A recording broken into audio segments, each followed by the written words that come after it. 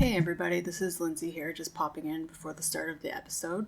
I just wanted to take a second to let you know that we did record this episode in February, before everything kind of went sideways. So if there's a unexpected tone of happiness and joy, that is why. We also have some spring cleaning tips in here that may seem a little bit strange given the circumstances that we're all dealing with at the moment. Anyway, I hope you enjoy it. We really had a lot of fun recording this episode, so I hope that it brings you some joy in this time. And we will be online thinking of you. Hope you're staying safe and staying at home and washing your hands. Enjoy.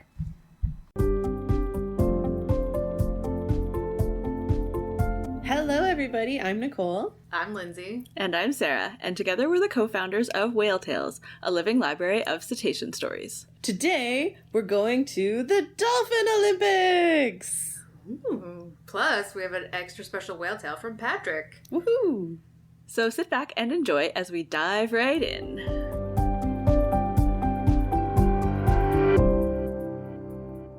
So if you've never heard of the Dolphin Olympics before, don't worry, it's not a real thing, but maybe it will catch on. It's something we invented for this episode. It is Dolphin Awareness Month, hooray, hooray, hooray. And because there are just so many things that we could have themed this month's episode around, given that it's Dolphin Awareness Month, including, we could probably just do a whole discussion around, how many actual species of dolphins are there, because every single place and book you go to check that out, you'll get a different answer. It's going to be somewhere between 38 and 46 species of dolphins. But that's one of the things that the cetacean research community is the least agreed upon. We decided that instead of getting into that debate or just kind of focusing on any one specific thing to celebrate Dolphin Awareness Month, we would create our own Dolphin Olympics. Yay! Yeah! It totally has nothing to do with our extreme 10-year anniversary nostalgia for when the Olympics were in our city. No, not at all. Not at all. No. We definitely don't have many feelings about Olympics. No. Nope. It also has nothing to do with the video game of the same name that was popular, I think, about 10 years ago. This weird computer game called Dolphin Olympics 2. I don't know if there ever was Dolphin Olympics 1, but I do remember playing Dolphin Olympics 2. No, I've never heard of it. I'm just Googling it right now. You moved your mouse around and you made a dolphin jump up into the sky, like the stars and the moon, like a Lisa Frank poster. Liz Frank, yeah. Oh. So it has nothing to do with that. Instead, what we've done is we've created a number of different dolphin-based categories or events, and we have awarded bronze, silver, and gold medals to the different species. Sometimes the medal standings are based on actual statistical information, and sometimes they're based on our own completely biased opinions. Because just like in the real Olympics, some sports are a bobsled race and some are figure skating. Yep. No judging controversies here whatsoever. Nope, No. not at all. No, not at all. So we'll start with the stat-based events because they are, I suppose there are still some of these categories where judges may come into play and there could be some discussion, but these were the easier to determine. Yeah. Mm-hmm. Okay, so we're going to start with longest dolphin. And for the bronze medal, we have the long-finned pilot whale. Spoiler alert, all of these have whale in their name because scientists can't agree on a number of dolphin species and they also can't agree on naming things properly. Yep. So, for bronze, the long-finned pilot whale, 19 feet, which is about 6 meters. Silver is the false killer whale, which is 20 feet, so just a little bit longer than the pilot whale. And then the gold medal, which shouldn't surprise anyone if they know about this, will be the killer whale. Largest member of the dolphin family, 6 to 8 meters or 20 to 26 feet long. Woohoo! Yay! Congratulations to the winners. You get a medal, and you get a medal, and you get a medal. We're not going to do that every time. No. I just had to get that out of my system. Our next category is the heaviest dolphin that is not called a whale, even though it's a dolphin. Otherwise, this would be a really boring competition. Because Killer Whale would win everything. Exactly. So, the heaviest dolphin that is not called a whale, bronze medal, goes to the Indo-Pacific humpback dolphin that weighs in between 550 and 620 pounds, or 250 and 280 kilograms. You are large, but not as large as our silver medalist, which is the Rizzo's Dolphin, or Risso's Dolphin, depending on your pronunciation. We're not here to judge that.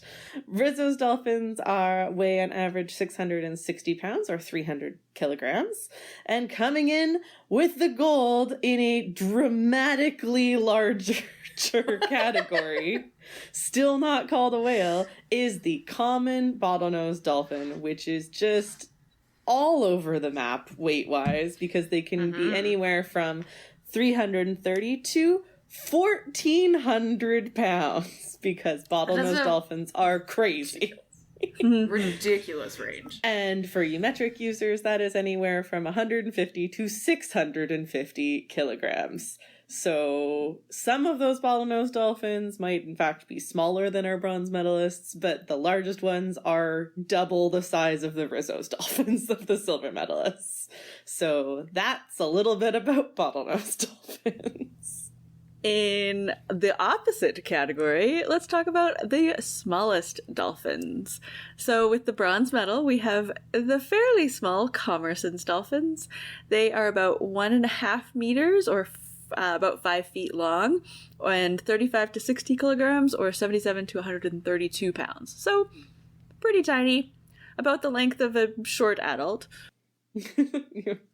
With the silver medal, we have the Tacooxy Dolphin, which is about the same length, 1.5 meters, or just under 5 feet, but even a little bit lighter, a little bit slimmer. They're about 35 to 45 kilograms, or 77 to 99 pounds. And the tiniest dolphin is the Hector's dolphin, and they're about 1.2 to 1.6 meters long, or just under 3 feet to just over 5 feet long. And they weigh at the smallest only 40 kilograms, or 88 pounds. So that's pretty tiny. And just like their New Zealand counterparts, they're about the same length as a hobbit. Aww, little hobbit dolphins. There could be a judge that could put a flag on the play in smallest dolphin category, I'm just gonna say, because depending on whether you count smallest as shortest or lightest, there could be some rearranging in the bronze, silver, and gold, but those are the three that are either the lightest or the shortest, depending on how we want to arrange them.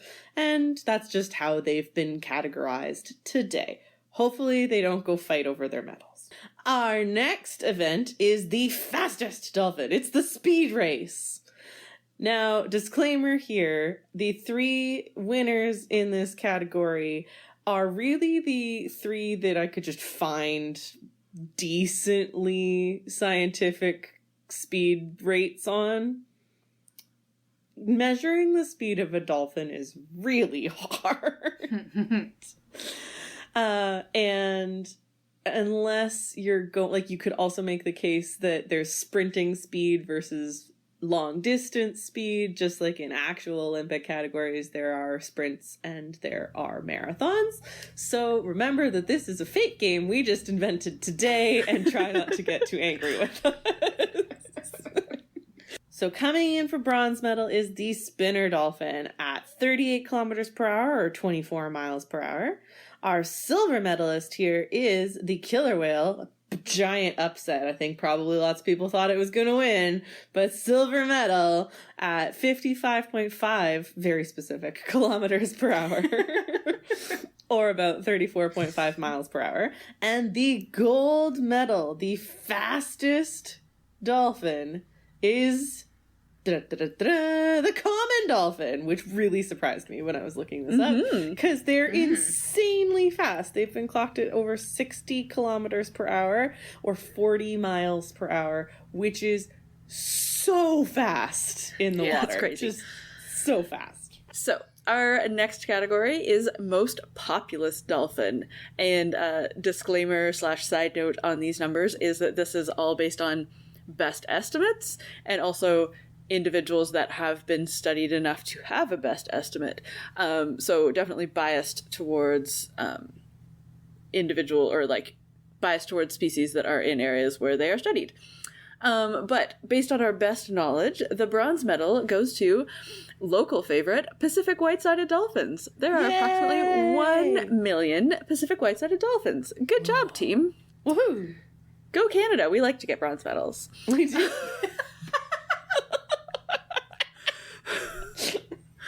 Olympic It's sass. a medal. You get It's a on medal. the podium. Get on the podium. That's all we care about. Yep. Next up, we have the silver medalist, the striped dolphin, with about 2 million individuals. And with the gold medal, we have most populous, the pantropical spotted dolphin. Doo-doo-doo. And they can't get a national anthem because it probably covers like way too many countries. So how would they pick which national anthem to get? So hard. Yeah. All right. I like Good that job. this worked out to 1 million, 2 million, and 3 billion. I just Yes, it's very Yeah. nice. It's nice that there isn't just like 3 million and 1. I mean, probably a spotted dolphin is giving birth right now just to mess up those I know. numbers. Yeah. Throwing off the stats. Okay, well, we're going to end the stat-based events on the bummer. Womp womp. So, the last category we have here is most endangered dolphin. Yay! Nobody's a winner here. So, the bronze medal goes to the Atlantic humpback dolphin. There's about 1,500 of those. The silver medal goes to a kind of a red flag because it's not a species, but the southern resident killer whales, 72 at this moment, which is the end of February when we're recording. So that's a pretty low number. But the gold medal, woo, is the subspecies of Hector's dolphins, the Maui's dolphin, which is, there's about 57 to 75 at the last count in 2016. And there's 12,000 to 18,000 Hector's dolphins overall. So this is a subspecies as well, just like the southern resident killer whale. Both those, although Maui's has a special name, both those are pretty low population numbers. And we will have a link in the show notes about how to take action and help protect the Maui's dolphin. And as always, we've got lots of help, lots of information about protecting our neighbors, the southern resident killer whales, on our website. Let's leave the very sad category behind and get into the judging-based events for more controversy. Woohoo! Yay! So the way that I think we are going to judge these next events is I have selected the 3 finalists for all of these categories, and then I would like us to try and come to some kind of consensus or fight! So I'm going to put it out to you. First event in the judging categories is best coloration. And I suppose, you, the listener, if you disagree, you can at us on Twitter or get in touch with us on Facebook or, come become a Patreon. And then maybe we'll actually let you vote in our next Dolphin Olympics. So Yeah, maybe. this is biased because that's how judging works. So our 3 finalists are the Commerson's Dolphin. Yep. Once upon a time, Nicole saw a Commerson's Dolphin and freaked out like a little child in a very unprofessional manner because she was supposed to be a professional at that time. Anyways, the next up as our finalist is the Hourglass Dolphin, who has very, very rarely been studied alive, but has been found. It's an Antarctic species of dolphin that, just as its name suggests, if you've never seen one, has black coloration and then a white hourglass shape down each side. And the final category contender is the southern right whale dolphin. These are the ones that are black on top and then have a super distinct straight white line down the middle of their bodies and a complete white underside. And that white coloration comes up and over their rostrum. So I'm gonna propose an order here, and you two tell me if the judges from France and Russia agree. Not that either of you are French or Russian. I think that even with my extreme love of the Commerson's Dolphin, that they should be our bronze medalists, because they are not quite as unique or interesting as the Hourglass Dolphin and the Southern Right Whale. And I'd like to propose the Commerson's Dolphin, bronze, Hourglass Dolphin, silver, and just the like weirdness of the Southern Right Whale Dolphin just tips it over the edge for gold. How do you all feel about that? I feel good about that. I was gonna give the gold to the Hourglass Dolphin just because it's such a distinct pattern, whereas the Southern Right Whale Dolphin is much more straightforward. Like, it's just straight up, like, one black area, one white area, whereas the Hourglass Dolphin is like more has an hourglass on its side. Yeah. So, like, you know what? More you complex. Tipped me over the edge. 2 against 1. There we go. So, the best coloration bronze medal goes to the Commerson's Dolphin. Whoop, whoop, whoop. Silver medal goes to the Southern Right Whale Dolphin. And gold medal to the very appropriately named Hourglass Dolphin, who, as Sarah said, has an hourglass on its side. It also wins the gold medal in best having an hourglass on its side. Indeed. And, like, that name is, like, right on the nose. Yeah. Okay. So next up is the coolest looking river dolphin. In this category, we've got 3 species. One has a subspecies, but we'll get into that. And our 3 contenders are the Amazon River Dolphin, or the Boto, the Franciscana River Dolphin, or La Plata, and then we have the Ganges River Dolphin and the Indus River Dolphin are in different river systems, and so the Indus River Dolphin is a distinct subspecies, but they look quite similar. So we're going to judge it based on those 3. I almost wish we were also considering name as part of coolest element to these river dolphins, because they all have very cool names too. La Plata. It's just so pretty. So fun. So fun. So my thought with this is bronze to the La Plata dolphin, because, like, it has a long snout and it has a cute little dorsal fin, but other than that, it looks pretty much like any other dolphin. Yeah. Which for river dolphin is, like, not so awesome. Yeah, not so intriguing. And then next up would be the Ganges River Dolphin, because they have crazy looking snouts with teeth, but their coloration is pretty standard. Mm-hmm. And then in gold we have the Amazon River Dolphin, because they are pink. Which is, as much a reason to win gold as anything. Indeed. Yeah, that tracks for me. Yeah, nice. Yeah, totally. I agree. Nice. The judge, who is currently in Tofino, concurs. And then I wanted to give a special shout out just because I love them so much, and they look like little gray belugas. I feel like it's like the come from behind winner, like that, the one that gets 4th place, but, like, tried really hard, like shouldn't have even made the event. And that's going to be the Irrawaddy Dolphin, because they're so cool. They're so cute. Yeah, they're just so ridiculous. And they do go in rivers, but they're not. Yep. Sorry, they do go in freshwater, but they aren't exclusively in freshwater, which is why they were not. Yeah, they shouldn't have even made the category, and yet they snuck into 4th, and they snuck into everybody's hearts. All right. Now we're going into a super judgy bias category. Best acrobatics. Aha. So we have the Spinner's Dolphin, which are known to, in one leap, spin horizontal 7 times in a row. The Dusky's Dolphin, which can leap 17 feet, or 3 times its body length. Or the Orca, who has a big splash. I don't know who put that one in there. How did they get in there? It was so biased. Well, I think we know who Lindsay's voting for bronze. I also agree. Like, orcas are cool, but they just go up and make a big splash. Yeah.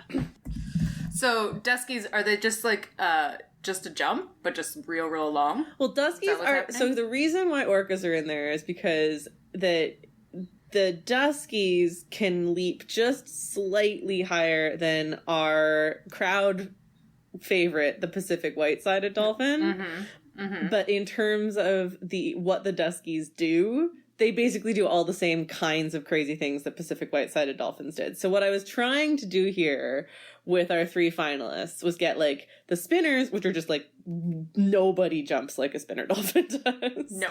And then the dusky represents like your traditional wackadoo acrobatic dolphin that's just popcorning and spiraling and leaping everywhere. And then because it was really hard to pick just one other one like the dusky, I was like, well, then let's just put in the orcas because they make the biggest splash when they breach. That's fair. I like they it. make the biggest splash because they're the biggest ones. Yeah, that's true. So I think they get some points off for that. Yeah. Okay, so bronze is orca. Bronze is orca. I'm gonna go spinners gotta get gold, right? Because that's the most. Yeah. It's I mean, it is like- what they're known for. It's yeah. Like I love to watch dolphins leap super high, and they all sorts of dolphin species do super crazy fun things, and it's magical every time you see it. And you're in a Lisa Frank poster, but spinners spinning, that's just insane. Yeah. Like why? What is that for? Yeah. Like it's so ridiculous. And they're the only ones that do it. Like, Yeah. no other dolphin goes like a rotisserie when it's out of the water. All right, gold medal to the spinners, and silver duskies just get in there representing all those other amazing acrobatics with their silver. They have to share that medal with a lot of other species. Plus, Duskies are cool, and they always get the short stick, because everybody's distracted in New Zealand by the other kind. That's true. That's true. Kind of like what happens to their cousins, the Pacific white-sided dolphins here. Exactly. Oh, we love you. Anyway, our next category is the most ridiculously named dolphin.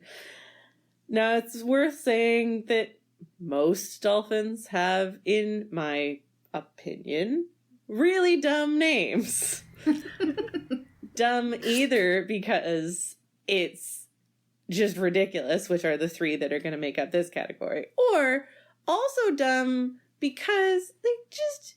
Could you have any amount of creativity in naming your Atlantic white-sided dolphin? You know what else?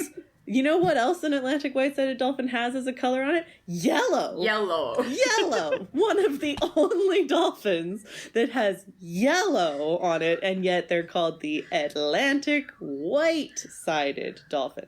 Dumb. Yeah. I have some problems with a lot of dolphin names. But the 3 that, like, really, really get me riled up, apparently this is a big moment for me, are these 3 finalists. The melon-headed whale, which is, as aforementioned, not a whale, and also, you know what? Doesn't have a watermelon on its head. So that's one contender. Our next contender is the Australian snubfin dolphin, which just... like, why?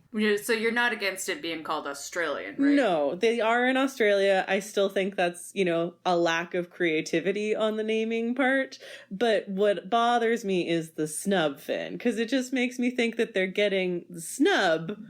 And why? Why do you want a dolphin to get this? That's not nice. That's just not nice. And then our next finalist is the false killer whale, which is just the worst. It's just so ridiculous. Like, so ridiculous. And also, you know, scientific names, like, it's not that the false killer whale's scientific name is any better because it's pseudo-orca. Yeah. But scientific names exist for a reason. So there is no reason why we can't start calling this animal something else. Yeah. Like, black, big-toothed dolphin. So what I would like to propose here is the Australian part of Australian snubfin dolphin is not creative, but at least is accurate and is not offensive to me personally. So we can put Australian snubfin dolphin in as bronze medalist. It's okay. And then melon-headed whale as our silver medalist, because at least they aren't called false some other kind of dolphin, but I'm calling that dolphin a whale because I know nothing. And so obviously, yes, I would like the false killer whale to get the gold medal for having the stupidest name. for having the most ridiculous name. Okay, our next category is Best Scientific Namesake, or Best Scientist Namesake. This is not judging anything about the scientist, we're literally just judging the dolphins that have names after scientists. So nothing about the scientists, just about the dolphins. So, the Peel's Dolphin, the Fraser's Dolphin, or the Haviside's Dolphin. And if you're like me and you don't know all your dolphin species off the top of your head, here's a few bits and pieces about these dolphins. So the Peel's dolphin is Lagnorhynchus australis, and it's a small dolphin found around Tierra del Fuego at the foot of South America. The Fraser's dolphin, or the Sarawak dolphin, is Laganodelphis hosei, and it's found in deep waters of the Pacific Ocean and to a lesser extent in the Indian and Atlantic Ocean, sort of at central latitudes. And the Haviside's dolphin is Cephalorhynchus havisidei, or Heavisidei. I'm not really sure. I have good always at said that as pronunciation. Heaviside, which is Heaviside probably too? incorrect. Well, it's no, but like the person it is named after is Captain Haviside, like Haviside. So I don't know where the E came in there. Yes. So, and it is found from the southern coast of Angola down to the Cape of Good Hope in Africa. So, I'm not really sure where to start with this. Well, Fraser's pretty boring. Yes, the Fraser's dolphins are like pretty cosmopolitan. They're found all over in central latitudes. That was my instinct also for the species, for the bronze medalist. They're really All cool. the points off because they're not named after Simon Fraser.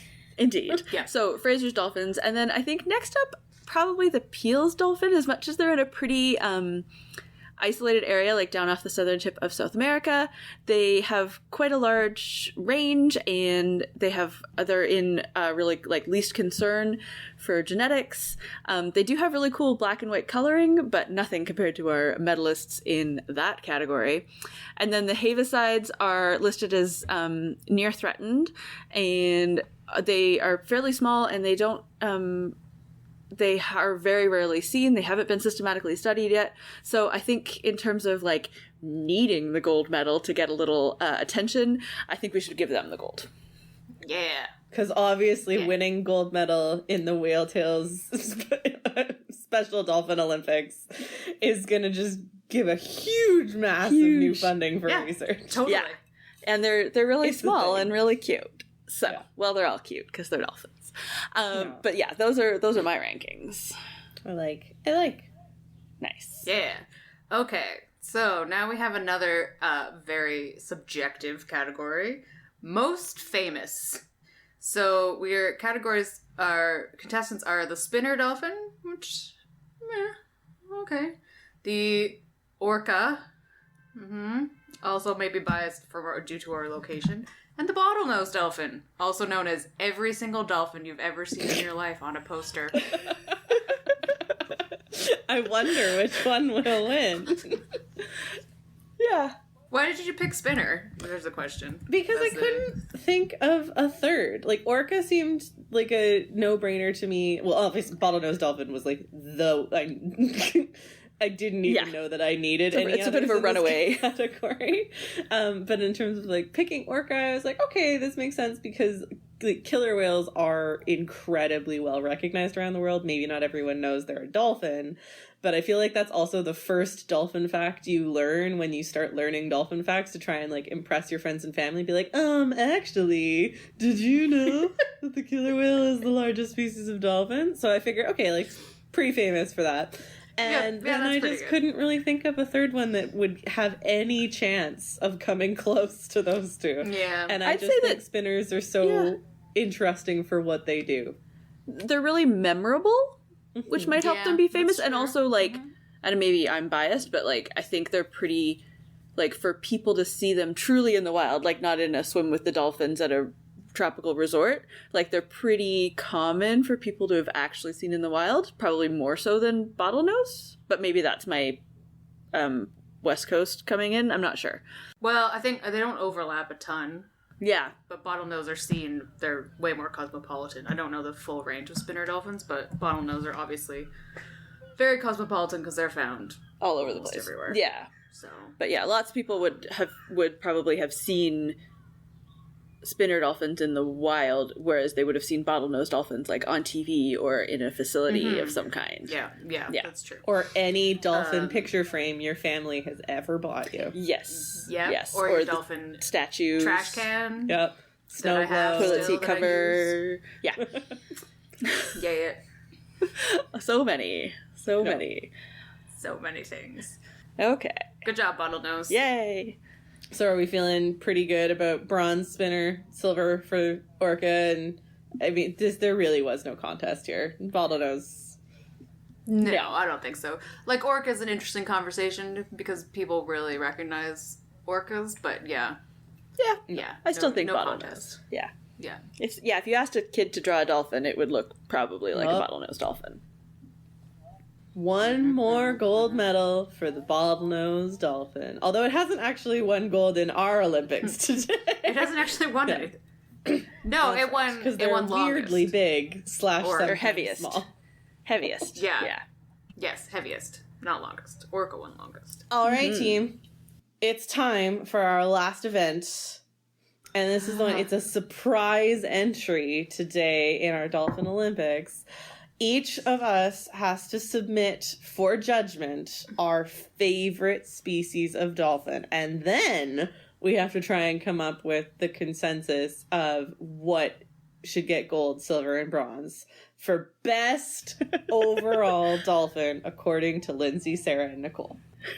Oh no. So, oh no. Sarah, are you ready to go first? I am ready to go first.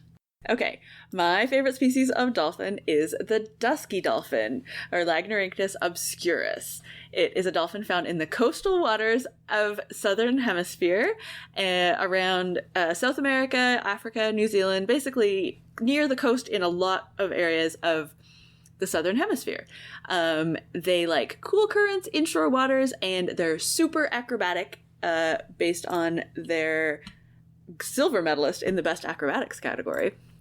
They are just great. They are super closely related to the Pacific white-sided dolphin. Some think that they might have very recently been the same species and are really only two separate species because of geographics. And one of the reasons that they are my favorite is because they were the first dolphins that I really saw close up in the wild, which is wild to me because I grew up here. I mean, other than killer whales, I guess. But I grew up here in Vancouver, and it wasn't until I was in New Zealand, off the coast of Kaikoura, that I actually saw dolphins in the wild. And yeah, that was amazing. With a surprising but perhaps controversial pick, and I'm going to pick Bottlenose Dolphin. Do tell. I know that it's very obvious, it's very famous, if you look at it compared to the coloration of different of all other dolphin species, basically, it's pretty boring. But I think it's a gateway dolphin. And I would say, we can be honest, it still has some pretty epic acrobatics. It still can do all the things that dolphins can do. And it does them very well. And it's just a good dolphin species, but it gets you in. And then you get sucked in, then you learn about commerson dolphins and lose your freaking mind. And it's like incredibly well studied because it's one of the species that's been around humans for the longest, so we know a lot of things about it, and which is also a great way to learn about other dolphin species. So I think gateway dolphin. Like that. You might be turning me around on the bottlenose dolphin. I know. Well, I also had a feeling I knew what you were going to pick, so... Yeah, it probably won't come as a surprise to either of you that my pick is the Pacific white-sided dolphin. Oh my god, I did not see that coming and change my answer, so we didn't have two. Although, if you were to actually look at a picture and to the untrained eye, if you were to look at a picture of a Dusky dolphin and a Pacific white-sided dolphin, it would be you couldn't tell the difference. Extremely hard to tell the difference. I love Pacific white-sided dolphins for all the same reasons that you love Duskies, Sarah. They are beautiful, beautiful, beautiful animals. They are amazing acrobats. They're super fast. They just come out of nowhere whenever I have been lucky enough to see them off of our coast. You're going along, minding your business, and then out of nowhere, there's 100 Pacific white-sided dolphins, and your mind is blown. And just when you sort of start to like calm down enough to appreciate the fact that you're surrounded by Pacific white-sided dolphins, they're gone again. You're like, wait, where'd you go? Oh my gosh. So there's just something really mysterious and beautiful and truly awe-inspiring to me about Pacific white-sided dolphins. I think I was spoiled for the number of times that I've been lucky enough, that all of us, really, the three of us, have been lucky enough to see killer whales along our coast, to see humpback whales along our coast, to see even harbor porpoises. Yes, I do have a soft spot for harbor porpoises along our coast, but it's still such a rarity when we get to see Pacific white-sided dolphins that I do turn into that 4-year-old kid again, like, oh my god! Including when I'm on an Alaskan cruise with my parents and I see them out the window in the formal captain's dining room, and I just turn the formal dining event into a show about dolphins led by Nicole.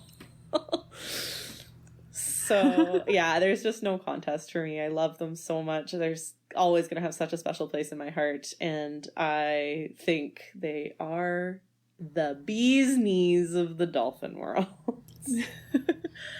Well, okay, so here's my supposition, is that I didn't pick Pacific white-sided dolphins because I figured one of you guys would.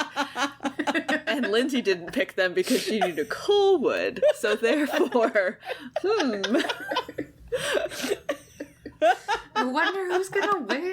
That is such a fabulous way to determine the winner. So, yeah. So I think we should put them as gold.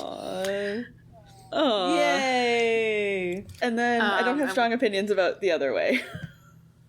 Yeah, it's hard because I've never seen a Dusky. I'm incredibly jealous of you.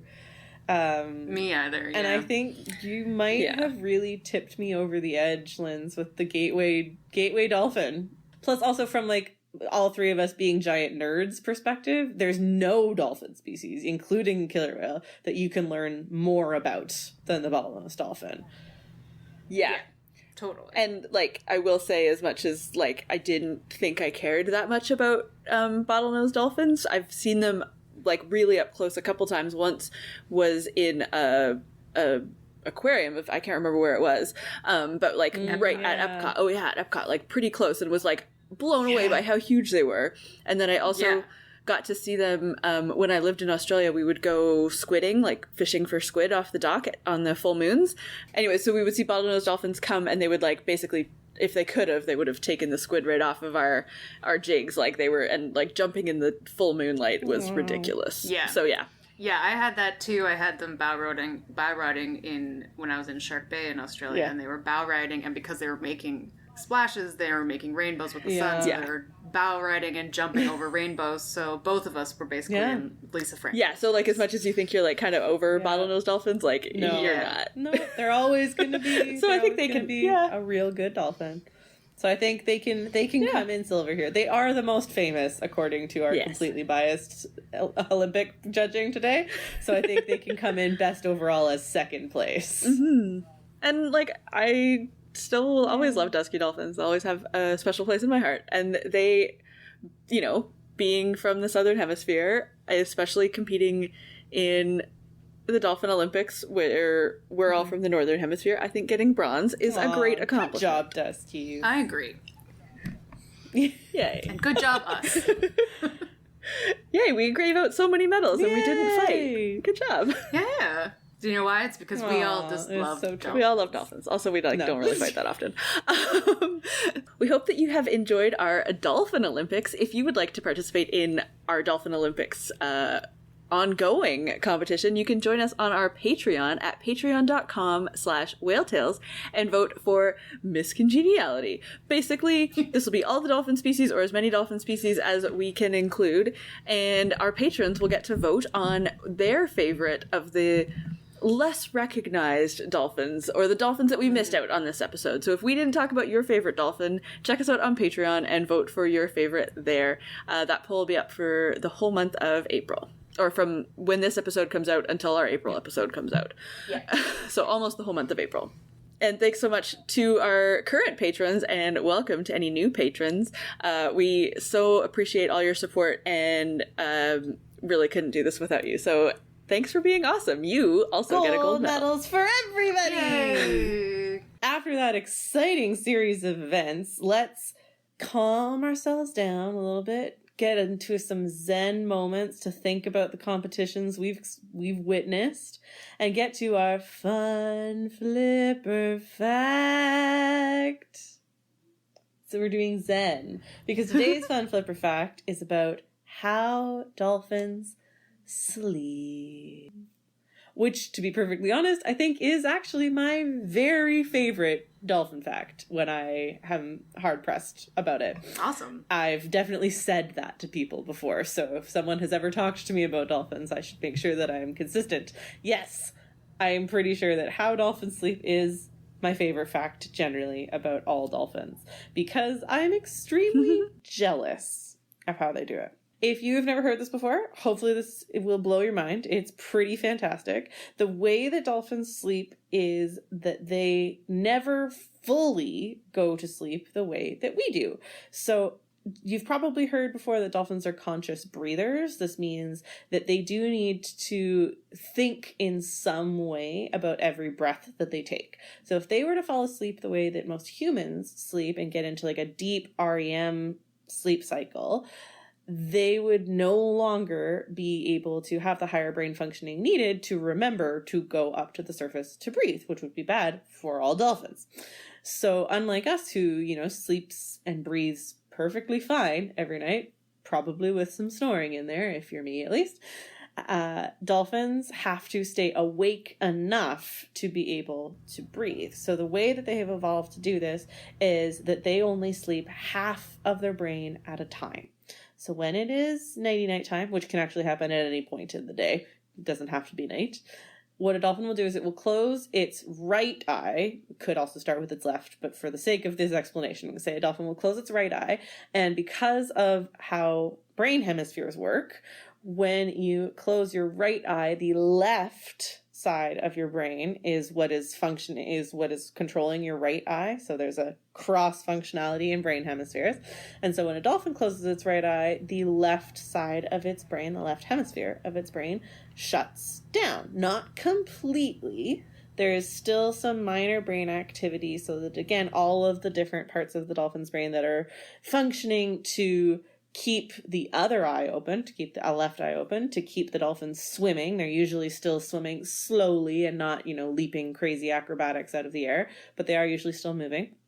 Those are still functioning, and the dolphin is still coming up to the surface to breathe. And then after, sometimes just 10 minutes, sometimes an hour or so of resting that one side of the brain, the dolphin will switch and will cat nap, or dolphin nap, I suppose we should say, the other side of the brain by closing the opposite eye. And they can do this switch until they feel fully rested, and then they can jump and speed around and splash again.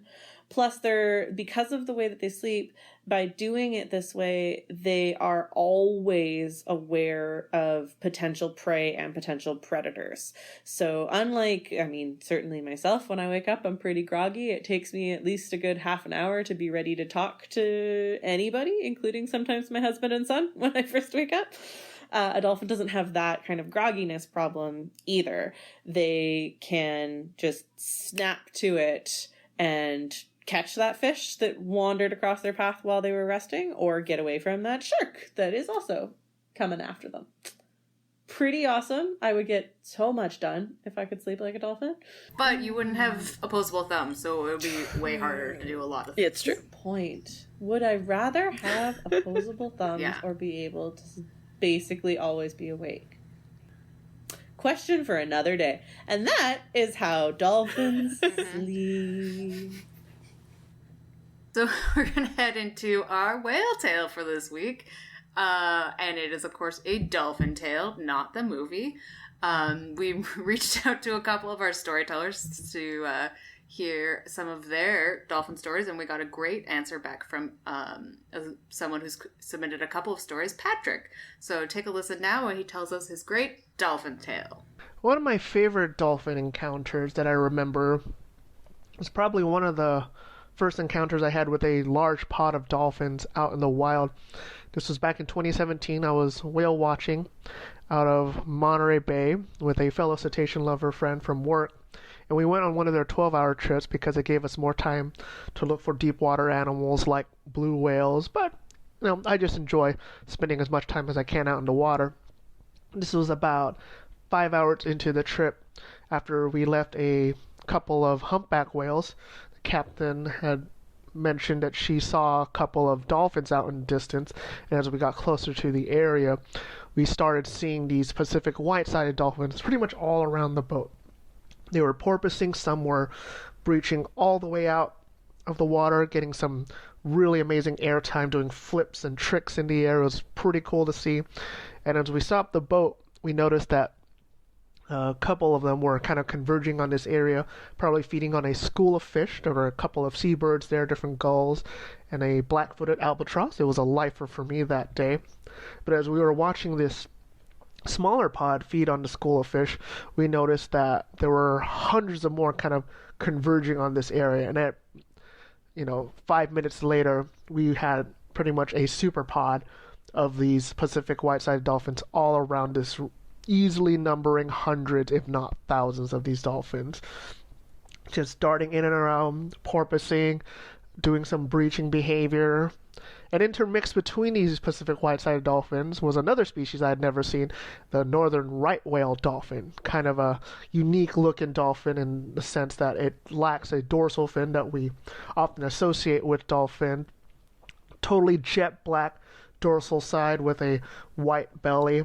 Not the easiest to take photos of. I was able to get photos of the Pacific white-sided because there were hundreds of them, but these northern right whale dolphins weren't jumping out of the water nearly as often as the white-sided dolphins. But as we were leaving the area, we had a couple of the northern right whale dolphins kind of bow riding, so it gave us some pretty good looks. So overall, it was just amazing to see thousands of these animals just hunting the area, just breaching. It's pretty much, it felt like one of those things that you only see in a documentary.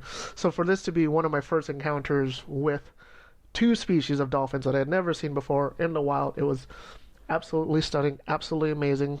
It was an amazing first trip out of Monterey Bay. Definitely made me want to keep going back to that area because it's such a productive area with that deep water, all that coastal upwelling occurring in the area. So it was truly amazing to see that many dolphins in one place. Thank you so much, Patrick. Yeah, so awesome. And if you have a whale tale to share, just like Patrick, it can be a whale, it can be a dolphin, it can be a porpoise, it could be any combination of all of them. Remember that pretty much every smartphone these days has a voice recorder on it. You can do what Patrick did and just record yourself telling your story, either to your friends, to your family, to your cat, whatever it is, and just send us that voice recording, and we would love to feature your whale tale in our library and on our podcast. Indeed. So, if you're listening to this around when it comes out, it is March, and it's spring. So in my world, spring means spring cleaning. And so we thought we'd talk about a few ocean and environmentally friendly ways that you can do your spring cleaning. So a couple of my favorite things are, I don't know when I stopped having paper towels, but I just sort of stopped buying them, and instead I just have amassed a collection of tea towels, or kitchen towels, and I use them for everything. I use them to wipe up things, I use them to dry stuff, I use them to wrap up washed lettuce, I use them for all my cleaning everywhere, and I just chuck them in the wash when they're done. When I say I have a collection, the weird cabinet, I have a weird cabinet above my stove, and it's too hot to put any food or anything up there. It's full of kitchen towels, basically. I mean, it's not avalanching out, but there's a lot up there.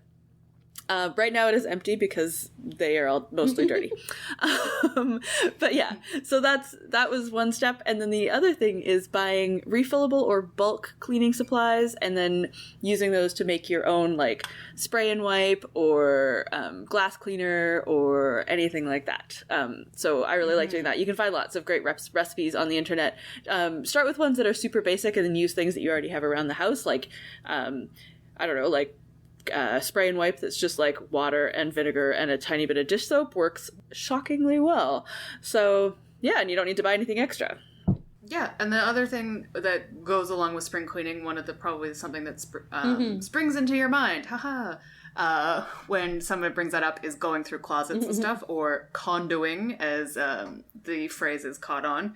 But as important as it is to make sure everything sparks joy, don't do it just so that you can clear space to get new stuff. It's important to go through your stuff and make sure whether or not you need it and stuff, need clothes, whatever that is, and it can be donated or thrown out. But don't fill that space back up with new things that you're not going to use either. As well as make sure that you're donating or throwing things out appropriately. A lot of donation places actually won't take clothes that are more than lightly used, like with holes or big stains or something. They're just going to get thrown out there, but it's more work for them and it's more a carbon footprint for you to take that there and then for them to take that to the dump and like all of this stuff. So don't do wishful thinking for recycling, composting, or donation because it's just causing more work for other people that you just don't see. So go through your stuff. One thing that we like to do every once in a while is have a clothing swap.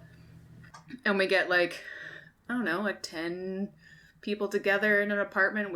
I think at one point we just threw all the clothes in a big pile. And then just went through them. You can have some wine and some cheese. And then fashion show. Yep. Yeah, so fun. Fashion show, you get some new clothes, and then it's really handy because then you have a big pile of stuff that nobody wants, and then one person with a car can take it to the donation bin and you don't have to wait. So it's nice for you if you don't have bins around, but also you get new clothes. Like I've had some amazing stuff come out of no kidding. Donation clothing swaps. And then you get to have a nice time with your friends as well and have a fun fashion show. Indeed. And if you've got clothes that are not wearable, like too stained or too many holes or too worn out, you can also turn them into cleaning rags. And then you don't need to use paper towel or buy washable or buy new tea towels. Like I definitely, obviously not for like wrapping up my clean lettuce or like wiping, food prepping surfaces, but they're great for like cleaning the toilet or cleaning the bathtub. Yeah. So I think that's going to bring us to the end of our episode. As always, we will have the What You Can Do page link in our show notes. And you can also find it on our website under Tales of Saving Whales. And it's just a really great list of small things that you can do every day to help cetaceans, marine life, and the planet. You can find all of our info on our website, whale-tales.org, including our various social media handles so that you can tell us how you would have judged our Olympic events. Can't wait to hear that.